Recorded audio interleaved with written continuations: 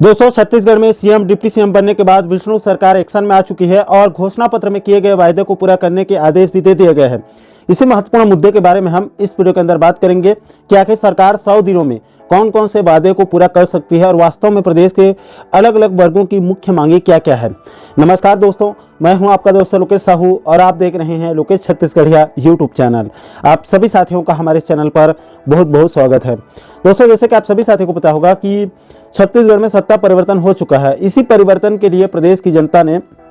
कांग्रेस को हटाकर बीजेपी को तख्त में बिठा दिया है। दोस्तों, आपकी जानकारी के लिए बता दूं कि छत्तीसगढ़ में सीएम के रूप में विष्णुदेव साय जी और डिप्टी सीएम के रूप में अरुण साव जी और विजय शर्मा जी ने अपनी पद और गोपनीयता की शपथ जो है वो ले लिया है। हालांकि दोस्तों, अभी तक मंत्रिमंडल यानी कि विष्णु कैबिनेट की गठन अभी नहीं हुआ है। कयास लगाए जा रहे हैं, जल्द ही कैबिनेट गठन भी होने वाले हैं। इसके अलावा दोस्तों, जैसे ही सीएम डिप्टी सीएम का शपथ ग्रहण समारोह समाप्त हुआ, उसके तुरंत बाद मंत्रालय पहुंचकर पूजा अर्चना करके कार्यभार भी ग्रहण कर लिया गया है, यानी कि कामकाज को भी संभाल लिया गया है। इसके बाद नई सरकार के द्वारा फटाफट 2 कैबिनेट बैठक भी हो चुकी है। पहली कैबिनेट बैठक 14 दिसंबर को हुई है, जिसमें 18 लाख गरीब परिवारों को प्रधानमंत्री आवास योजना का लाभ देने का निर्णय लिया गया है। इसके बाद दूसरी कैबिनेट बैठक 15 दिसंबर को यानी कि अगले दिन रखी गई थी, जिसमें विधानसभा के सत्र में अनुपूरक बजट पेश किया जाएगा। उसी को लेकर दूसरे कैबिनेट बैठक में चर्चा हुई है। अब दोस्तों, बीजेपी ने चुनाव पूर्व मोदी की गारंटी के तहत प्रदेश की जनता के लिए कई सारे वायदे अपने घोषणा पत्र में किए हैं। लेकिन दोस्तों, इसमें एक बात और समझने वाली ये है कि आने वाले दिनों में 2-3 महीने बाद लोकसभा चुनाव का बिगुल फूंक दिया जाएगा, जिसको लेकर कयास लगाए जा रहे हैं कि लोकसभा चुनाव के लिए मार्च में ही आचार संहिता लागू हो सकती है, क्योंकि पिछली दफा 2019 लोकसभा चुनाव में भी मार्च में ही आचार संहिता लागू हो चुकी थी। अब दोस्तों, मार्च में जैसे ही आचार संहिता लागू हो जाएगी तो उसके बाद सरकार लगभग 2-2.5 महीने यानी कि मई 2024 तक नई काम नहीं कर सकती है। और ऐसे में अगर अभी विष्णु सरकार तुरंत कामकाज शुरू नहीं करेगी तो जनता के सारे कामकाज ठप पड़ जाएंगे। खुद मोदी गारंटी की यानी कि घोषणा पत्र के वायदे भी मई जून तक ठंडे बस्ते में चले जाएंगे और इससे जनता के सारे कामकाज पर लगभग ब्रेक सा लग जाएगा। इससे प्रदेश के हर वर्ग को काफ़ी दिक्कत हो सकती है, नुकसान हो सकता है। राज्य में चारों तरफ त्राहिमाम हो सकता है, क्योंकि दोस्तों कई सारे ऐसे काम हैं जिनको अभी तुरंत 10-15 दिनों में शुरू करना बहुत जरूरी है। इसलिए दोस्तों, इन सभी परिस्थितियों को देखते हुए विष्णु सरकार अब एक्शन में आ चुकी है और अपने 100 दिनों के अंदर अंदर यानी कि मार्च तक, यानी कि जब तक आचार संहिता नहीं लग जाता है तब तक घोषणा पत्र के ऐसे कौन कौन से काम हैं जिसको अगले 100 दिनों में पूरा किया जा सकता है या फिर शुरू किया जा सकता है, इसको लेकर अधिकारियों को जो है वो निर्देश दे दिए गए हैं। दोस्तों, बीते दिनों सीएम शाह ने chief secretary Amitabh Jain sir के साथ साथ और अन्य उच्च अधिकारियों के साथ एक हाई लेवल मीटिंग रखी थी और घोषणा पत्र के वादे को पूरा करने के सख्त निर्देश दे दिए गए थे। दोस्तों, इसी कड़ी में 14 दिसंबर 2023 को छत्तीसगढ़ शासन के मुख्य सचिव कार्यालय से एक सख्त आदेश जारी किए गए हैं, जिसमें मुख्य सचिव अमिताभ जैन सर ने सभी विभागों के अपर मुख्य सचिव, सचिव और सभी विशेष सचिव को साफ साफ निर्देश देते हुए कहा है कि वर्तमान सरकार यानी कि विष्णु सरकार के घोषणा पत्र को इस आदेश के साथ अटैच करके आपको भेजी जा रही है। इस घोषणा पत्र में आपके विभाग के लिए कौन कौन से काम इस घोषणा पत्र में उल्लेख किया गया है, उन बिंदुओं या फिर योजनाओं में ऐसे कौन कौन से काम हैं जिसको 100 दिन के अंदर पूरा किया जा सकता है या फिर कार्यवाही शुरू किया जा सकता है, उसका पूरा खाका तैयार करके 15 दिसंबर 2023 तक जानकारी मांगी गई थी। इसके बाद दोस्तों, जैसे ही चीफ सेक्रेटरी ने निर्देश दिया उसका विभागवार पालन होना भी शुरू हो चुका है। इसी कड़ी में 15 दिसंबर को छत्तीसगढ़ शासन आवास एवं पर्यावरण विभाग से एक आदेश जो है वो विभाग के उच्च अधिकारियों को दे दिया गया है और 100 दिनों के अंदर जो काम हो सकते हैं उसकी जानकारी मांगी गई है। अब दोस्तों, इतना तो तय हो चुका है कि विष्णु सरकार अब पूरी फॉर्म में आ चुकी है और आचार संहिता लगने से पहले 100 दिनों के अंदर अंदर जो काम हो सकते हैं उसकी पूरी जानकारी मांगी गई है। अब दोस्तों, मुख्य सचिव के निर्देश के बाद 15 दिसंबर के शाम तक सभी विभागों से उन सभी कामों की जानकारी जो 100 दिनों में हो सकते हैं उसका डिटेल्स भेजा जा चुका होगा। अब दोस्तों, इसमें गौर करने वाली बात यह है कि बीजेपी के घोषणा पत्र में यानी कि मोदी की गारंटी में वैसे तो कुल 56 पेज का लंबा चौड़ा है, जिसको आप एक एक करके पढ़ने भी बैठेंगे तो कई घंटा लग सकता है। लेकिन दोस्तों, बीजेपी की तरफ से एक पेज का अलग से एक घोषणा पत्र भी जारी किया गया, जिसमें उन 56 पेज के घोषणा पत्र के मुख्य बिंदुओं को यानी कि सभी वर्गों के कौन कौन से मुख्य मुद्दे हैं उसको इस एक पेज में शामिल किया गया है। इसी के माध्यम से हम समझने की कोशिश करेंगे कि आखिर 100 दिनों में विष्णु सरकार क्या क्या काम कर सकती है और साथ ही साथ कुछ ऐसे भी मुद्दे हैं जो घोषणा पत्र में शामिल नहीं हैं, लेकिन सरकार को उनको भी प्राथमिकता देना चाहिए। दोस्तों 100 दिनों में कौन कौन से काम हो सकते हैं, उसमें सबसे पहले नंबर पर प्रदेश के 18 लाख गरीब परिवारों को प्रधानमंत्री आवास योजना देने का काम शुरू हो सकता है, क्योंकि ये बीजेपी के मुख्य एजेंडा है और इसको बाकायदा पहले ही कैबिनेट बैठक में ऐलान भी कर दिया गया है। इसलिए आप मानकर चलिए कि अगले 100 दिनों में प्रधानमंत्री आवास योजना का काम शुरू हो सकता है। इसके बाद दोस्तों दूसरे नंबर पर अगले 100 दिनों के अंदर किसानों के 2 साल के बकाया बोनस का भुगतान भी तय है, क्योंकि इसको बीजेपी ने अपने घोषणा पत्र में बकायदा डेट के साथ वादा किया है कि हम 25 दिसंबर को इसका ऐलान करेंगे और इसको लेकर कई सारे नेताओं की तरफ से भी लगातार बयान भी आ रहे हैं। इसका मतलब साफ है कि 25 दिसंबर 2023 को पूर्व प्रधानमंत्री अटल बिहारी वाजपेयी जी की जयंती के दिन किसानों के 2 साल के बकाया बोनस पर हरी झंडी लग सकती है। इसके बाद दोस्तों तीसरे नंबर पर प्रदेश के किसानों की बात करें तो किसानों को अगले 100 दिनों में किसानों के 3100 रुपये धान खरीदी का भी काम शुरू हो सकता है, क्योंकि सरकार की तरफ से उनके डिप्टी सीएम ने अभी हाल ही में बयान दिया है कि जिन किसानों ने 2183 की समर्थन मूल्य में धान बेच भी दिया है उनको भी 3100 रुपये धान खरीदी का लाभ दिया जाएगा। तो इससे साफ है कि सरकार इसी सत्र में ही 3100 में धान खरीदी शुरू जो है वो करने वाली है, जिसका भुगतान भी तत्काल करना होगा। इसका मतलब साफ है दोस्तों कि अगले 100 दिनों में किसानों से 3100 रुपये में धान खरीदी का काम भी शुरू हो सकता है। इसके बाद दोस्तों चौथे नंबर पर सरकार को कम से कम छोटे किसानों के 50,000 रुपये तक ही सही लेकिन कर्जा माफी पर विचार करना चाहिए। हालांकि दोस्तों कर्जा माफी का वादा बीजेपी के घोषणा पत्र में शामिल नहीं है, इसको मैं पहले भी कई सारे वीडियो में आप लोगों को बता चुका हूं। लेकिन चुनाव के समय बीजेपी के कई सारे नेताओं ने, जिसमें से एक तो बाकायदा डिप्टी सीएम भी बन चुके हैं, इसलिए किसानों के कर्जा माफी पर कोई विचार होना चाहिए, क्योंकि दोस्तों अब ये मामला जीवन मरण का सवाल बन चुका है। प्रिंट मीडिया की खबर के माने तो इसी कर्जा माफी के चक्कर में एक किसान ने जहर पीकर आत्महत्या भी कर ली है। ऐसे में प्रदेश में न जाने कितने छोटे छोटे किसान होंगे जो अभी घूट घूट कर जी रहे होंगे। बड़े किसान तो खैर एक बार लोन चुका भी सकते हैं, लेकिन छोटे छोटे किसानों के लिए बहुत कठिन होता है। इसलिए विष्णु सरकार से निवेदन है कि भले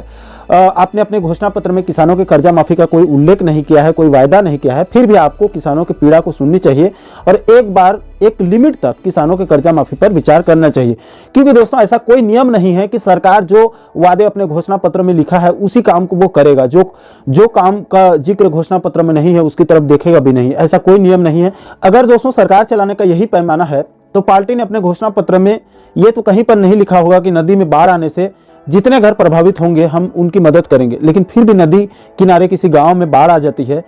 तो फिर भी सरकार को उनकी मदद करनी पड़ती है। इसके अलावा दोस्तों और भी कई सारे काम हैं जिसको घोषणा पत्र में शामिल न करते हुए भी सरकारों को पूरी प्राथमिकता के साथ उसको पूरी करनी पड़ती है। ठीक उसी प्रकार अभी प्रदेश के किसानों में कर्जा माफी के संकट है, जिसको सरकार को पूरा करने की सख्त जरूरत है। इस मुद्दे को भी विष्णु सरकार को संज्ञान में लेना चाहिए।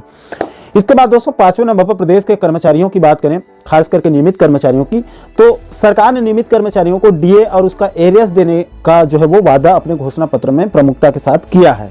इसको भी तत्काल पूरा करना चाहिए, क्योंकि राज्य के कर्मचारी और पेंशनर्स साथ ही केंद्र से 4% अभी पीछे जा चुके हैं और जनवरी में फिर से केंद्र में 4% डीए संभव है बढ़ना। इसलिए जल्द से जल्द प्रदेश के कर्मचारियों और पेंशनर्स के लिए भी 46% डीए आदेश जारी करने की सख्त जरूरत है, क्योंकि दोस्तों फिर से मार्च में आचार संहिता लागू हो सकती है। एक बार पहले ही आचार संहिता में डीएडीआर लटक चुका है। निर्वाचन आयोग से अनुमति मिलने के बाद भी भूपेश सरकार के द्वारा डीएडीआर को रोका गया था, इसलिए उस सरकार का सुपड़ा साफ हो गया और इस बार फिर से मार्च में डीएडीआर आचार संहिता की भेंट चढ़ गई तो ये प्रदेश के लाखों कर्मचारियों पेंशनर साथियों के साथ अन्याय होगा। इसलिए इसकी भी पूरी संभावना है कि सरकार 46% डीएडीआर आदेश भी अगले 100 दिनों के एजेंडे में उसको भी शामिल कर सकता है, यानी कि जल्द 46% डीएडीआर जो है वो आदेश जारी हो सकता है। इसके बाद दोस्तों 6वें नंबर पर प्रदेश के लाखों बुजुर्ग पेंशनर्स बंधुओं के द्वारा मध्य प्रदेश छत्तीसगढ़ पुनर्गठन अधिनियम की धारा 49(6) को बीते कई सालों से, जब से छत्तीसगढ़ मध्य प्रदेश अलग हुआ है तब से समाप्त करने की, विलोपित करने की मांग की जा रही है, लेकिन अभी तक किसी भी राज्य सरकार ने इसको समाप्त करने का कोई ठोस कदम नहीं उठाया है।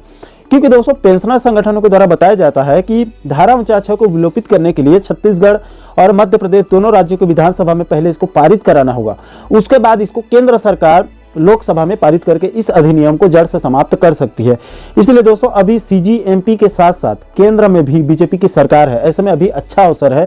तीनों सरकार इस गंभीर मुद्दे को संज्ञान में लेकर इसको तत्काल हटाकर छत्तीसगढ़ और मध्य प्रदेश दोनों राज्यों के लाखों बुजुर्ग पेंशनर्स को राहत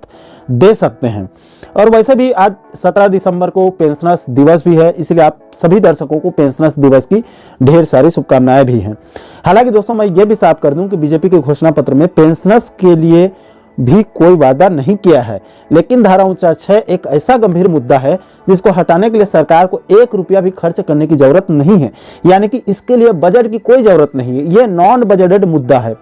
इसलिए धारा 49 को समाप्त किया जा सकता है और समाप्त किया जाना चाहिए, ताकि सीजी और एमपी के लाखों बुजुर्ग पेंशनर्स बंधुओं को भी आजादी मिल सके और राज्य के कर्मचारियों के डीए के साथ साथ उनको भी समय पर डीआर मिल सके, जिससे उनको बार बार एरियर्स का नुकसान न हो। इसके बाद दोस्तों 7वें नंबर पर अनियमित कर्मचारियों की बात करें तो उनके लिए बीजेपी ने अपने घोषणा पत्र में 100 दिनों में कमेटी गठित करने का वायदा किया था।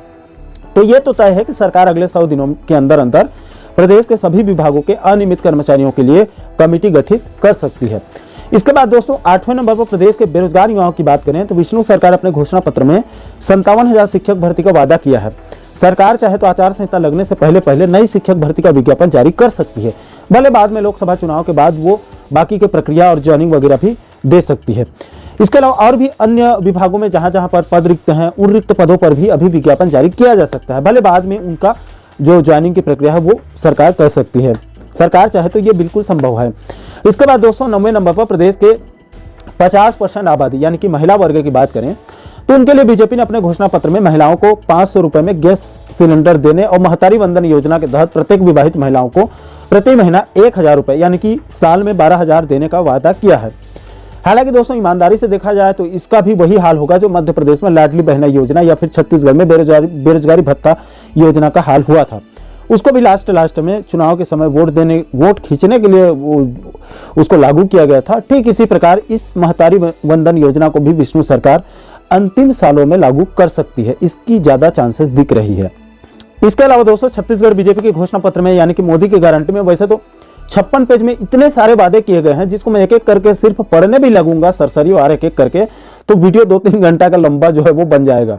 और खुद विष्णु सरकार सभी वादों को पूरा करने के लिए बैठेगी तो उसको भी 10-15 साल लग जाएंगे। इस एक कार्यकाल में पूरा सभी घोषणा पत्र के वादे को पूरा करना संभव फिलहाल नहीं है। बाकी दोस्तों सरकार ने आगामी आचार संहिता को मद्देनजर रखते हुए अधिकारियों को निर्देश दे दिया है कि घोषणा पत्र में हमने जो वादे जनता से किए हैं आपके विभाग में से वो कौन कौन से वादे हैं जो अगले 100 दिनों में पूरे किए जा सकते हैं या फिर 100 दिनों में शुरू किए जा सकते हैं, उसकी पूरी जानकारी तत्काल भेजें और काम शुरू करें। अब दोस्तों इतना तो तय है कि प्रदेश के आम जनता को अगले 100 दिनों में ताबड़तोड़ काम देखने को मिल सकते हैं। अगले 100 दिनों में जनता के हाथ में मोटा माल आने वाला है, भले बाद में लोकसभा चुनाव संपन्न होने के बाद फिर से टैक्स को बढ़ाकर खींच लेगा, वो अलग बात होगी, लेकिन अगले 100 दिनों में छत्तीसगढ़ की जनता के लिए किसी त्योहार से कम नहीं होगी। बहरहाल दोस्तों इस मुद्दे पर बात करूंगा तो आज का दिन कम पड़ जाएगा और वैसे भी वीडियो पहले से ही काफ़ी जो है वो लंबा हो चुका है। ऐसे में इस वीडियो को यहीं पर समाप्त करते हैं और आशा करता हूं कि आप इस वीडियो के माध्यम से पूरे मामले को आप अच्छे से समझ गए होंगे। दोस्तों इस मुद्दे को लेकर आप लोगों की क्या राय है? आपके हिसाब से विष्णु सरकार अगले 100 दिनों में कौन कौन से काम को पूरा कर सकती है या फिर शुरू कर सकती है, और आपके हिसाब से सरकार को सबसे पहले अगले 100 दिनों में किन किन कामों को प्राथमिकता देनी चाहिए जिससे आम जनता को राहत मिल सके? नीचे आप लोग कमेंट सेक्शन में अपनी प्रतिक्रिया अपना फीडबैक आप जरूर दीजिएगा। और दोस्तों आप आगे भी प्रदेश के आम जनता के हितों से जुड़ी इसी प्रकार के महत्वपूर्ण मुद्दों पर वीडियो देखना चाहते हैं तो आप हमारे चैनल को जरूर सब्सक्राइब कर लीजिएगा ताकि आने वाले सभी नए वीडियो का नोटिफिकेशन आप लोगों तक तुरंत पहुंच सके। दोस्तों अभी के लिए फिलहाल इस वीडियो में इतना ही, मुझे दीजिए इजाजत। मैं मिलता हूं आपसे एक और महत्वपूर्ण मुद्दे के साथ, महत्वपूर्ण टॉपिक के साथ। तब तक के लिए जय हिंद, जय छत्तीसगढ़।